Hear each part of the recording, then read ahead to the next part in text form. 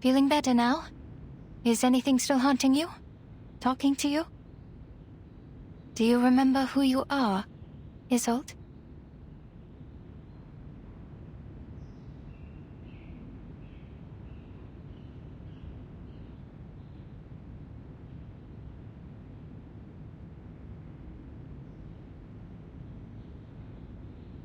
Oh, yes, Doctor. I see it now. That fire. The fire that devoured everything. How could I ever forget? The raging fire consumed everything, including Theophil. He was screaming. His mind was already gone before he ignited it all. How could you ignore everything with such disregard? Who allowed him to forget with such disregard? Well, I remember it all. I am from a noble family. I need to be a qualified Ditterstorf. An outstanding arcanist. A first-rate opera singer, a good sister, and a good daughter. Never forget my manners, never forget the family. But he got away with it. If Theophil was truly a man of courage, he should have joined the army, or fought a duel with someone. That would have made his death more honorable. Yet, he chose to die this way, after a life of debauchery.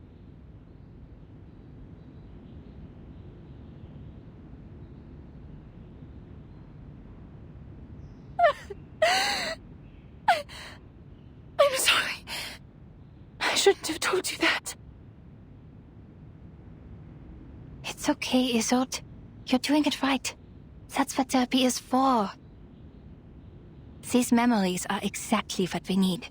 What's been deliberately repressed and ignored in the depths of your heart will manifest into words and help you reconnect with your emotions.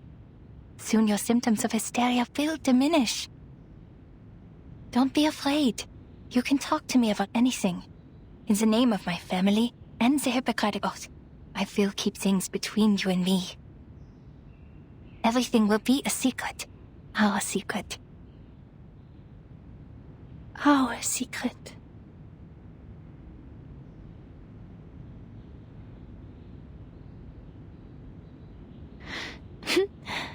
Klingt wunderbar.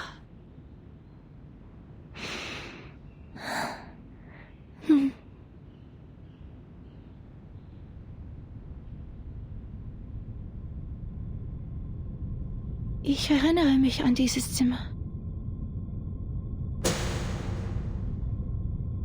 Das Zimmer war übermäßig hell. Ich konnte mich nie an Glühbirnen gewöhnen und bevorzugte das sanftere Licht von Kerzen. Meine Mutter hatte immer eine weiße Kerze brennen, wenn sie mich beim Zubettgehen sah. Was ist mit dieser Kerze passiert?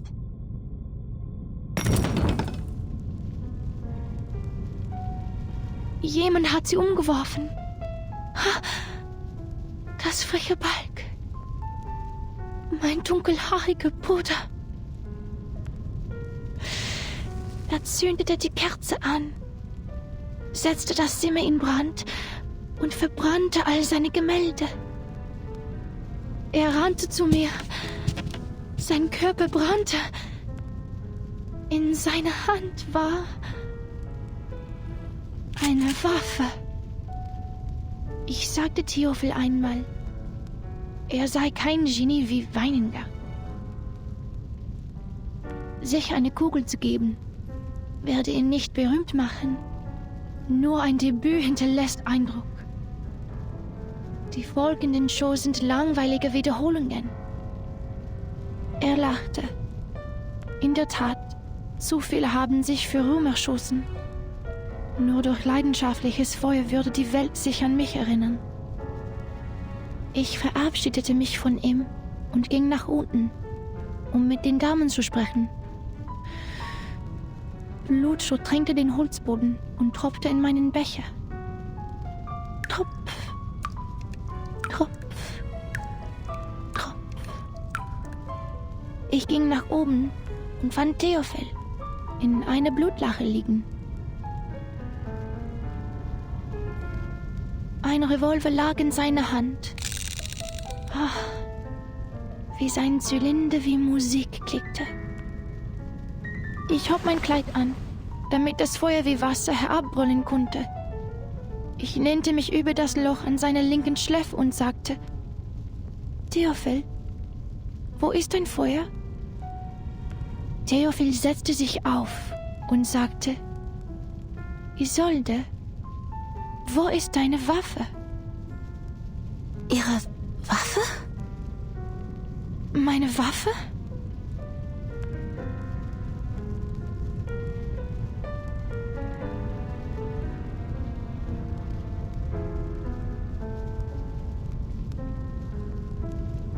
Meine Waffe! Ich erinnere mich jetzt. Ich hielt die Waffe die ganze Zeit. Theophil stand im Arbeitszimmer. Die Flammen umhüllten den Balken, die Decke, alles. Was?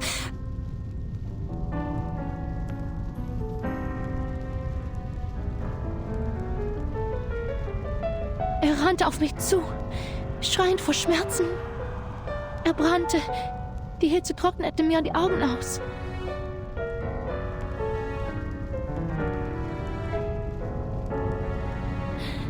Er stand in Flammen und rannte auf mich zu. Doktor, er rannte auf mich zu.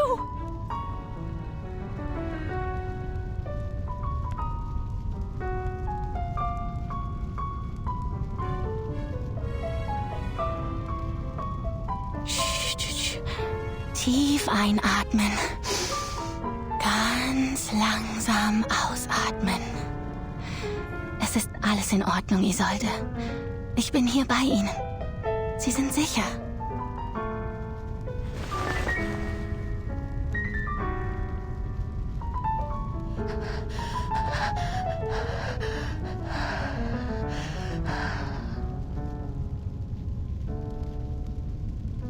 Und dann hörte ich einen Schuss.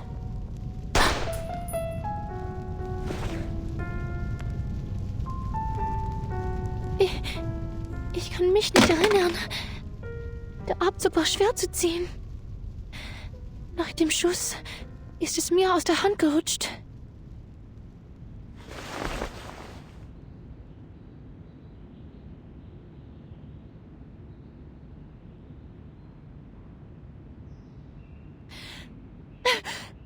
Ich habe Theophil getötet. Es war ich. Ich verdiene es nicht, das Recht zu haben, an seiner Beerdigung teilzunehmen oder seine Gedenkausstellungen zu veranstalten. Ich verdiene keine Sympathie und Freundlichkeit. Ich hätte in dem Feuer verbrennen sollen. Ich hätte sterben sollen.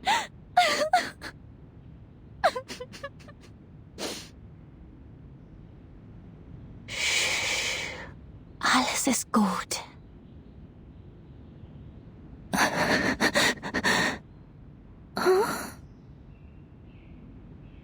Ich bin weder Richter noch Polizist, Isolde.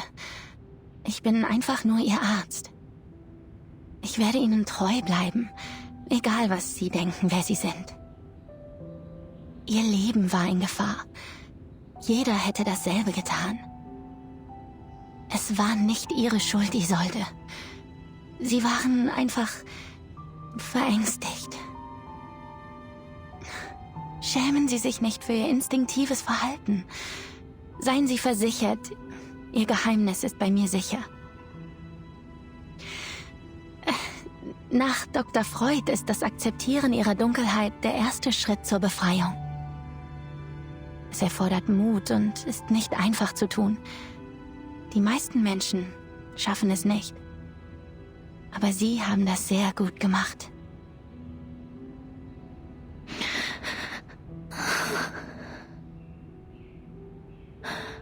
Habe ich eine gute Arbeit geleistet?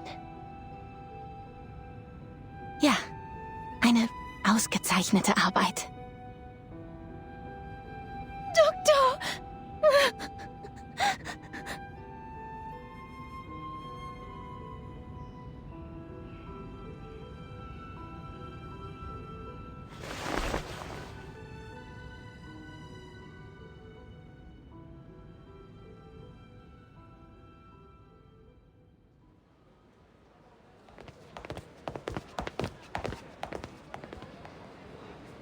right, this is as far as I can walk you. You have to host a ceremony tomorrow, and Tosca's next week. Vienna won't forgive me if I take up too much of your time. Don't worry about it. Like you said, the night breeze will do me some good.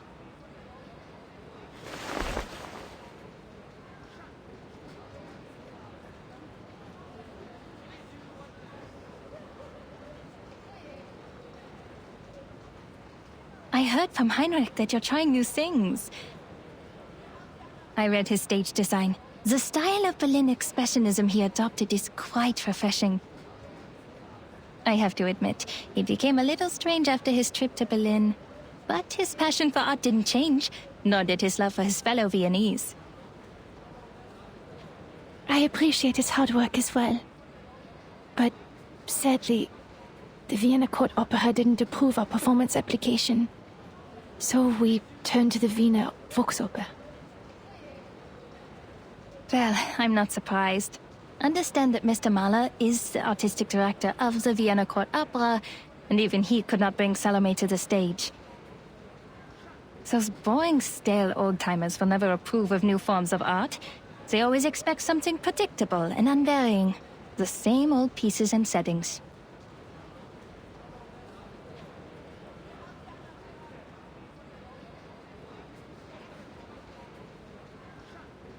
I'm the reason Tosca can't get the permission. Because I, the star, am a medium. A maniacal arcanist. Oh no, that's not it. In Vienna, the great composers, conductors, and performers, almost all of them have been arcanists. Wiping out the unique talents of arcanists and their artistic contributions would be like setting fire to the cultural tapestry of Viennese society. Oh, sorry, a flood. A flood is better.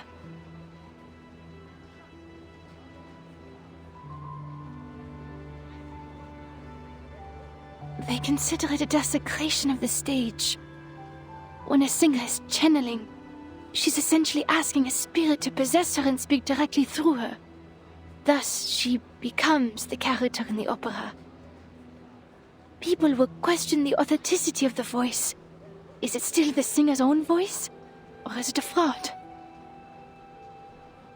No, Isolde. They think that because they know nothing about performance. Not even the slightest thing. The nature of the stage is to be someone else. If they're so intent on the presentation of the true self, the mares in my clinic would like a word with them. It is an actor's job to become another person. On stage, in a fictional world, they briefly trick our eyes into thinking it's real. And to achieve that, we rehearse rigorously through sweat and pain. We take care of the music, the costumes, the settings, the lights. Your gift helps you do this better than others. That's all. But I use the arcane skills of the Dittersdorf family. I couldn't have done these things without them. What if an arcanist's talent for art is also a curse? Maybe I'm just a fraud, Doctor. I'm propped up by my illness, and once it's cured, my talent will be gone with it.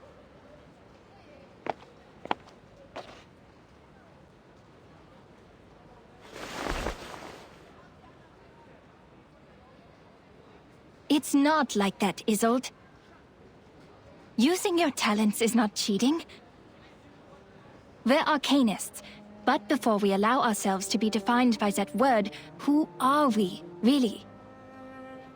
If an arcanist grew up on a lonely island, she wouldn't see herself as an arcanist, but as a person like you, like me, like everyone. Doctor.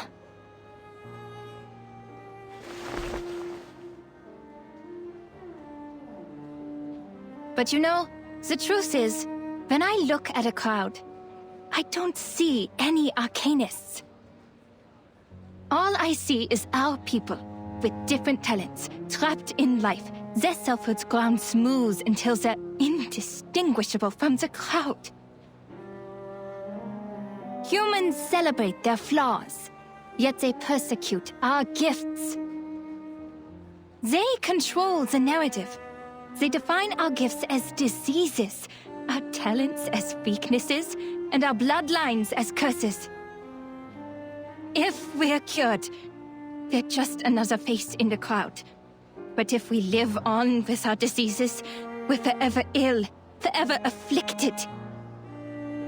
We Arcanists have to live in such a world, where we survive through suffering. Look at this city. This most enlightened, tolerant city. Under the sweet surface of the Sachertorte lies powder and poisonous wine. Arcanists are recognized for their artistic abilities, nothing more. We hold no parliamentary seats, no professional titles, and no professional credentials. We are exiled and marginalized. Our only voice in the culture is to be declaration, because declaration impacts nothing. The restrictions and discrimination against Arcanists are worsening by day. First, we had to register with the government. Then we needed residence permits. And now, permission to cast arcane skills. And we can do nothing but tolerate, stay polite and dignified. Be a good Arcanist, show no signs of instability, because we're supposed to stay rational. Otherwise, we're animals. But people are complicated. They can't stay rational forever. As Dr. Freud said, we're just seeing the tip of the iceberg.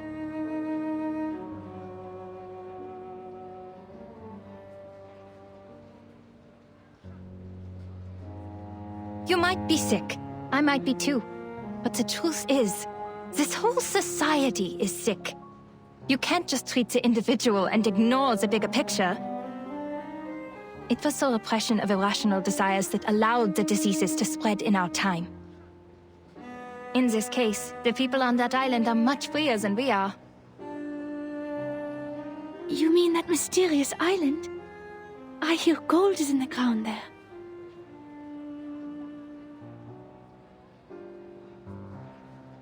Remember the lady from the Foundation? Yes. Why? She said the Arcanists on that island are not lunatics, and they're living a life free of restrictions. Doesn't that sound great? If we could form our own society, like those artistic associations, and have control over our own production and labor. This must have been some kind of enlightenment. I can almost see it. They'll show us another way of life, a kingdom free of oppression. To help them is to help ourselves. And that's also what your exhibit is about. Me? No, I'm not as great a person as you. But you are working for a great cause.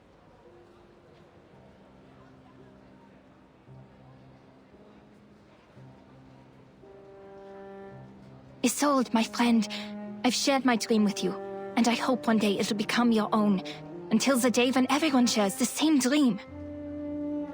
Our society needs a revolution, a radical surgery. We urgently need a new vision to reunite us at the dawn of the new century. Like the secession in art history, we need a secession of Arcanum to distinguish us from hysterical lunatics, street peddlers, and con artists. We need a new dream, a new saga. We need to reinvent ourselves and become a new people. No more repression, only the full embrace of our primal desires.